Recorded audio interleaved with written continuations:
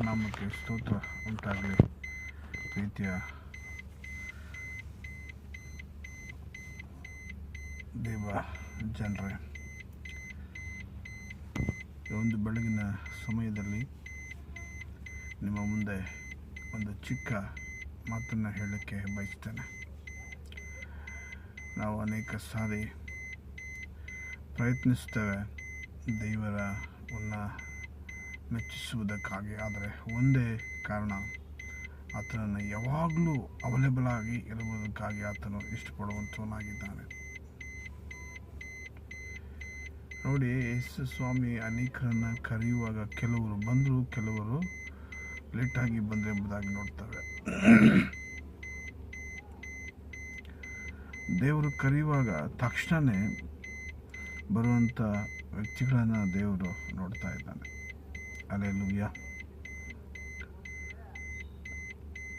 ಕಾರಣ ಒಂದೇ, ಆತನ ಒಂದು ಬೆಳೆಯು ಬಹಳ ಮತ್ತು ಕೆಲಸದವರು ಸ್ವಲ್ಪ ಜನ. ಅದಕ್ಕೆ ಆತನು ನೋಡುವಂಥವನಾಗಿದ್ದಾನೆ.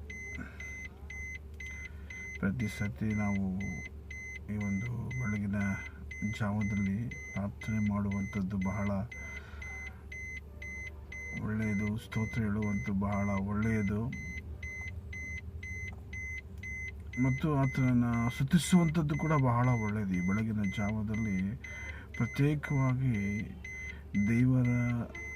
ದೇವರನ್ನು ನಂಬಿದಂಥವರು, ದೇವರನ್ನು ನಂಬಲಾರದಂಥವರು ಮತ್ತು ನಂಬುವಂಥವರು ಕೂಡ ಈ ಬೆಳಗಿನ ಜಾವದಲ್ಲಿ ದೇವರನ್ನ, ಅಪ್ಪಾ ಸ್ವಾಮಿ ಈ ದಿನ ನಮಗೆ ಕೊಟ್ಟಿದೆಯಲ್ಲ ಸ್ತೋತ್ರ ಅಂತ ಹೇಳಿ ಬರುವುದು ಆತನು ಭಾಳ ಇಷ್ಟಪಡುವಂಥವನಾಗಿದ್ದಾನೆ.